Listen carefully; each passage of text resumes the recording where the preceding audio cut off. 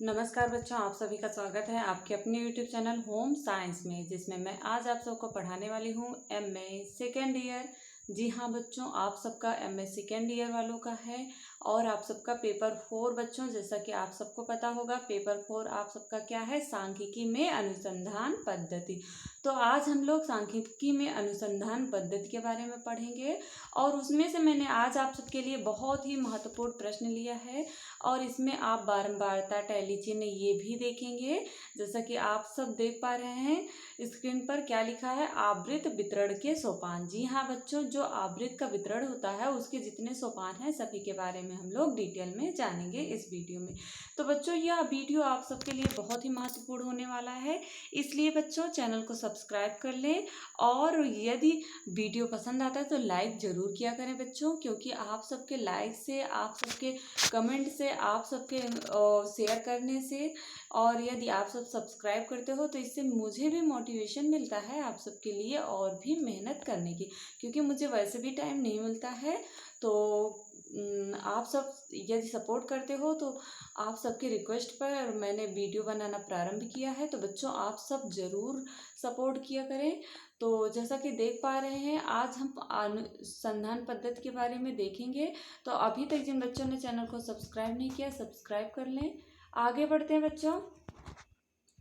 जैसा कि मैंने पहले ही बताया कि आज हमारा बहुत ही महत्वपूर्ण प्रश्न है। प्रश्न क्या है बच्चों, आवृत्त व आवृत्त आवृत्ति व आवृत्ति वितरण के अर्थ। सबसे पहले इसके अर्थ के बारे में जान लेंगे और फिर उसके बाद आवृत्ति वितरण सोपानों को भी जानेंगे और इसके उदाहरण भी देखेंगे।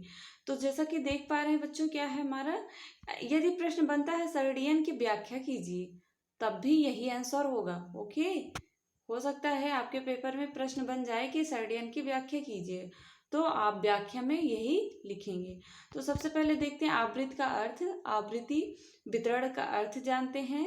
जो सरलीकरण का प्रमुख उद्देश्य है बच्चों, जो सारणीकरण होता है उसका प्रमुख उद्देश्य क्या होता है कि आवृत्तियां ज्ञात करना और आवृत्ति वर्णन, सॉरी बच्चों, आवृत्ति वितरण करना और आवृत्ति का अर्थ है जो आवृत्तियां हैं उनका वर्णन करना और उन्हें ज्ञात करना, उनका वितरण करना, यही क्या होता है मेन सरलीकरण का उद्देश्य होता है।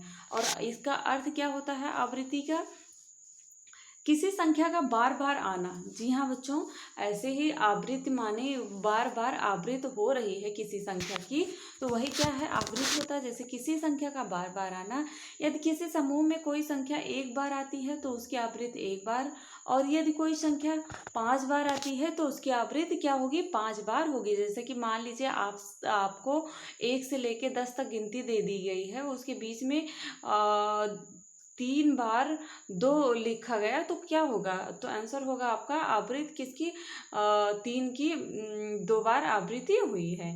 तो इस प्रकार कोई प्राप्तांक या घटना जितनी बार घटती है उसकी संख्या को आवृत्ति कहते हैं। यदि कोई घटना हो रही है आपके दैनिक जीवन में, जितनी बार वो घटना घटेगी वो क्या कहलाएगी, आवृत्ति कहलाएगी।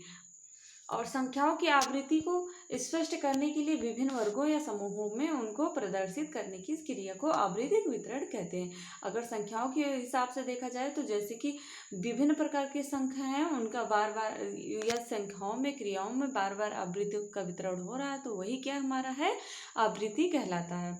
प्राप्तांकों के प्रसार अथवा वर्ग के अनुसार आवृत्ति का वितरण किया जाता है। जी हाँ बच्चों, जो प्राप्तांक होते हैं, जो मूल्यांक होते हैं, प्राप्तांक होते हैं, उसी के हिसाब से, प्रसार के हिसाब से वर्ग के अनुसार क्या होता है, आवृत्ति का वितरण किया जाता है, जिससे पता चलता है कि किस वर्ग में घटना की कितनी संख्या अथवा आवृत्ति है, ये पता चलता है। जैसे कि आप सबका नंबर है, यदि मैं आप सबका नंबर काउंट करूँगी तो जो बच्चे जितना टैलेंटेड होंगे उसी हिसाब से उनका नंबर भी आएगा। और उसी बीच में मान लो 1 से लेकर के, मान लो 10 से लेकर के 100 तक, 10 से 50 तक जितने बच्चे का नंबर होगा इसके बीच में, तो जो नंबर बार बार कई बच्चे जो नंबर लेके आए हैं वही क्या होगा, हमारा आवृत्ति कहलाता है। तो आवृत्ति एक परिभाषा जान लेते हैं बच्चों।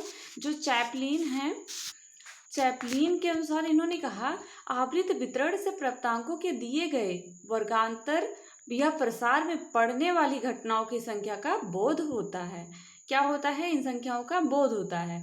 और आवृत्त वितरण को निम्नलिखित उदाहरण से स्पष्ट किया गया है। मान लें किसी बुद्धि परीक्षा में 50 छात्रों के प्राप्तांक निम्नलिखित प्रकार से पाए गए हैं। देख लीजिए, जैसे कि ये अंक दिए गए हैं 60 से लेकर कितने अंक हैं? 60, 55। और इसमें हम ज़्यादा इसके बारे में फोकस नहीं करेंगे, सिर्फ आपको मेन पॉइंट दिखाते हैं। जैसे कि यदि आप सब स्क्रीनशॉट लेकर के देख लेना या फिर इस पर रोक के देख लेना। इसमें सब जो जितनी संख्याएं हैं उन संख्याओं में सबसे ज़्यादा 59 जो 59 है, ये बार बार इसकी आवृत्ति हुई है और सभी संख्याओं की आवृत्ति इतनी बार नहीं हुई। सबसे ज़्यादा आवृत्ति किसकी हुई है? 59 की। तो 59 की 4 बार आवृत्ति हुई है, जबकि इसमें 44 है, 44 है, इसकी 3 बार ही आवृत्ति हुई है। आप सब देखेंगे ध्यान से तो आप सबको दिखाई देगा। तो सबसे ज़्यादा 59 की, तो इसमें कह सकते हैं कि उपर्युक्त उदाहरण के प्राप्तांकों को देखने से ज्ञात होता है कि अंक 59 4 बार आया है, अतः 59 अंक की आवृत्ति कितनी बार हुई है? 4 बार हुई है। अब हम लोग आवृत्ति वितरण सोपान के बारे में जानते हैं।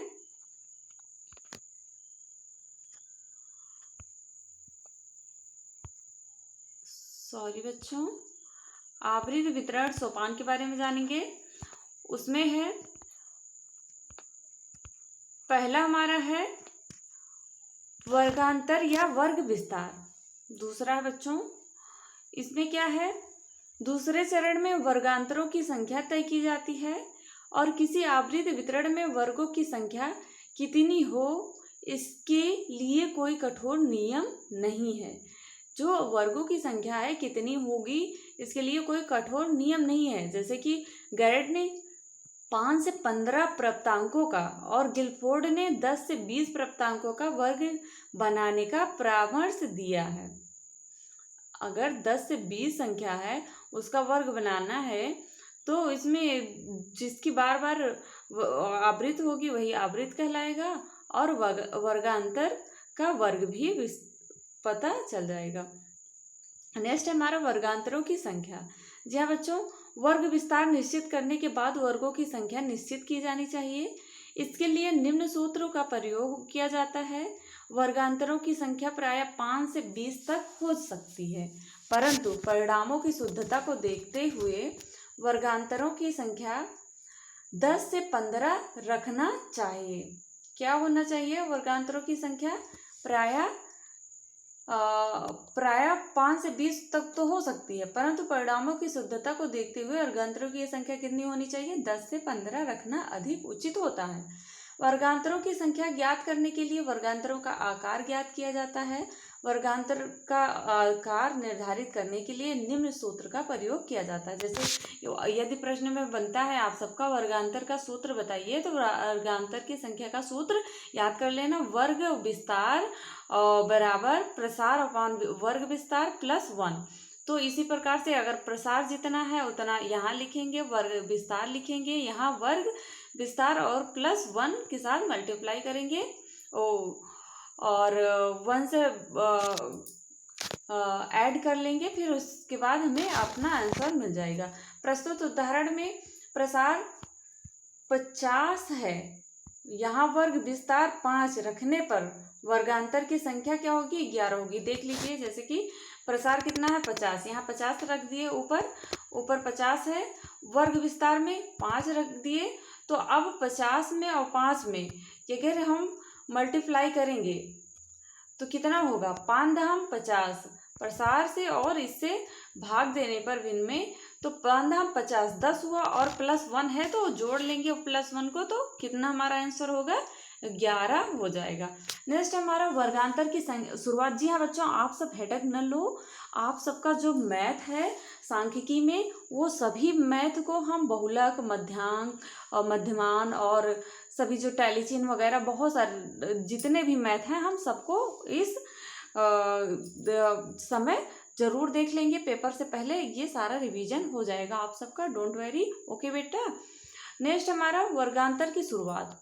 वर्गांतर को शुरू करने का अच्छा तरीका यह है कि दिए गए प्राप्तांकों में जो दिया गया प्राप्तांक है उसमें से न्यूनतम प्राप्तांक या उससे नीचे किसी प्राप्तांक से आरंभ किया जाए।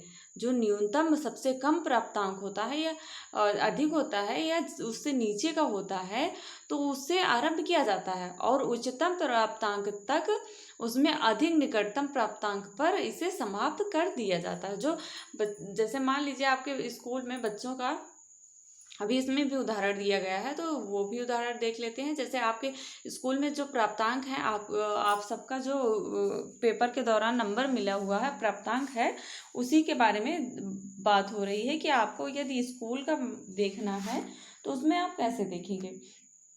जो निकटतम प्राप्तांक पर इसे समाप्त कर दिया जाए। प्रस्तुत उदाहरण में न्यूनतम प्राप्तांक से प्रारंभ करने पर पहला वर्गांतर 30 से 34 होगा, परंतु यदि न्यूनतम संख्या 31 होती है तो उससे नीचे के अंक 30 से ही वर्गांतर प्रारंभ किया जाना उचित था। अंतिम वर्गांतर 80 से 84 होगा। ध्यान देने योग्य बातें यह है कि 30 से 34 वर्गांतर में 5 अंक अर्थात 30, 31, 32, 33 तथा 34 शामिल हैं। इन जो 30 से 34 तक के अंक हैं इसमें क्या 5 अंक शामिल हैं, 30 है, 31 है, उसके बाद 32 है, 33 है और 34 है। तो पहला वर्गांतर बना लेने के बाद दोनों और वर्ग विस्तार संख्या की क्या होगा, संख्या को तब तक जोड़ा जाता है जब तक कि उच्चतम प्राप्तांक नहीं मिल जाता है। इन सभी संख्याओं को तब तक जोड़ा जाएगा जब तक उच्चतम प्राप्तांक नहीं मिल पाएगा। जैसे कि इसमें 5 अंक है तो इसे 5 अंक को अभी हम आगे समझाएंगे, जिसमें टैली चिन्ह वाले में बारंबारता में हम आपको समझाएंगे। ओके, तो जिन बच्चों ने अभी तक चैनल को सब्सक्राइब नहीं किया सब्सक्राइब कर लें। देखते क्या है, नेक्स्ट है हमारा मिलान चिन्ह लगाना। जैसा कि मैंने बताया कि आप सब पढ़ेंगे आवृत्त वितरण के सोपान। तो आवृत्त वितरण के सोपान में हम 5वां नंबर पढ़ रहे हैं मिलान चिन्ह लगाना। ये मिलान चिन्ह लगाना होता क्या है बच्चों, सबसे पहले ये जाने। तो इसमें होता है सब वर्गों को लिखने के बाद वर्गांतर के सामने जो आवृत्तियों का चिन्ह, जो वर्गांतर होता है सभी वर्गों को लिख लिए, जितने वर्ग दिए गए हैं उनको हम लिख लिए। इसके बाद जो सामने की आवृत्तियां हो रही हैं चिन्हों द्वारा प्रदर्शित करते हैं। जो सामने आवृत्तियां प्रस्तुत हो रही हैं उन्हें हम किससे प्रदर्शित करेंगे, चिन्हों के द्वारा। प्रस्तुत उदाहरण में जैसे पहला प्राप्तांक 60 है और जो 60 से 64 वर्गांतर में आता है इस वर्गांतर के सामने टैली चिन्ह लगा दिया जाता है। इसी प्रकार सभी प्राप्तांकों की टैली चिन्ह लगा दिया गया है। 4 टैली के बाद हमेशा याद रखो बच्चों, 4 टैली के बाद जो 5वीं टैली लगाई जाती है तो उसे काट दिया जाता है, तिरछे में काट दिया जाता है। अभी आगे बताएंगे कि 5वीं टैली चिन्ह को कैसे हम लगाते हैं। बारंबारता जान लेते हैं। जब टैली चिन्ह समाप्त हो जाता है तो बारंबारता अर्थात यफ वाले कॉलम को प्रत्येक वर्गांतर के सामने टैली की संख्या के रूप में लिख लिया जाता है और बारंबारता की कुल संख्या n के बराबर होगी। तो एक उदाहरण देख लेते हैं बच्चों। कहाँ गया यार, ऐसे समझ लीजिए जैसे कि आपको एक टैली चिन्ह ज्ञात करना है तो पहले एक साइड में जितने प्राप्तांक दिए रहेंगे उतने प्राप्तांक लिखे रहेंगे, नेक्स्ट में रहेंगे और उस बीच में जितने बच्चों को जितना नंबर मिला है उतना लिखा रहेगा जो बच्चे हैं, और उसके बीच में टैली चिन्ह को दर्शाना रहेगा। तो टैली चिन्ह आपको स्वयं दर्शाना रहता है। तो टैली चिन्ह दर्शाने के लिए बच्चों आप सबसे पहले क्या करेंगे, आपको जैसे ही यदि जहाँ पर शिक्षार्थियों के नंबर दिए रहेंगे, शिक्षार्थियों की संख्या दी रहेगी जैसे एक विद्यार्थी है तो वहाँ उसके सामने टैली चिन्ह उसके आगे 1 लगेगा। अगर 2 विद्यार्थी है तो 2 लगेगा, 2 पाई रहेगी, और 3 विद्यार्थी है तो 3 रेखा खींची जाएगी, और 4 है तो जैसे ये सामने 4 रेखा है ये ऐसे 4 रेखा खींची जाएगी, और यदि 5 है तो इसी में ऐसे तिरछा करके कट कर दिया जाता है ऐसे। तो इसी प्रकार से